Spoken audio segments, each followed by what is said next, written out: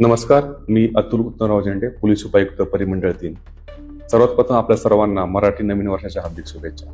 आज आपण cyber crime आणि सायबर अवेअरनेस याबाबतची माहिती घेणार आहोत.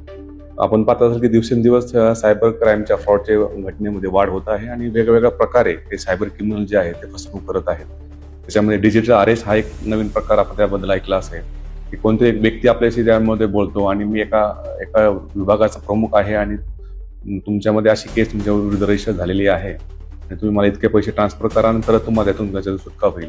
अशा प्रकारच्या काही तुमच्याकडे फोन कॉल्स, व्हिडिओ कॉल्स येतात. त्याचबरोबर एक शेअर मार्केटचा ट्रेडिंगचा एक नवीन सायबर फ्रॉड उघडकीस येत आहे.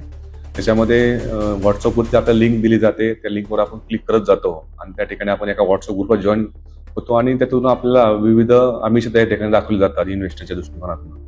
आणि अशा आपण ठिकाणी इन्व्हेस्ट जर केले असेल तर आपला परतावा त्या ठिकाणी मिळत नाही, आपली त्या ठिकाणी मोठ्या रकमेने आपली फसवणूक त्या ठिकाणी होते.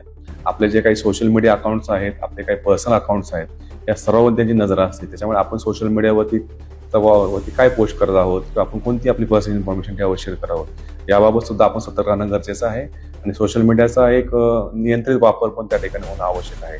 त्याप्रमाणे अशा कोणते फोन कॉल्स असतील, अशा कोणत्या येणाऱ्या लिंक्स असतील, त्या लिंक्सला कधीही क्लिक न करता त्या व्हेरीफाय करणं आवश्यक आहे. अशा कोणत्या लिंक्स आपल्यापर्यंत ज्या पोहोचत असतात, तशा अननोन फोन कॉल्स आपल्याला येतात आणि आपण त्याला OTP शेअर केला जातो किंवा आपली काही पर्सनल इन्फॉर्मेशन आपण दिली जाते, ज्याची आपण डायरेक्टली इनडायरेक्टली अशा या सायबर क्रिमिनलच्या ह्याच्यामध्ये विळखा देतो. आपल्याला या संदर्भातली कोणतीही सायबर तक्रार असेल तर आपल्याकडे सायबर हेल्पलाईन नंबर आहे, तो पूर्ण भारतभराकरता लागू आहे. 1930 हा जो सायबर हेल्पलाईन नंबर जो आहे तो आपण त्याकरता वापर करू शकता. आणि जर आपल्याला इतरही काही अडचण असेल तर आपण नजीकचं पोलीस स्टेशन जे आहे त्याला आपण संपर्क करू शकता.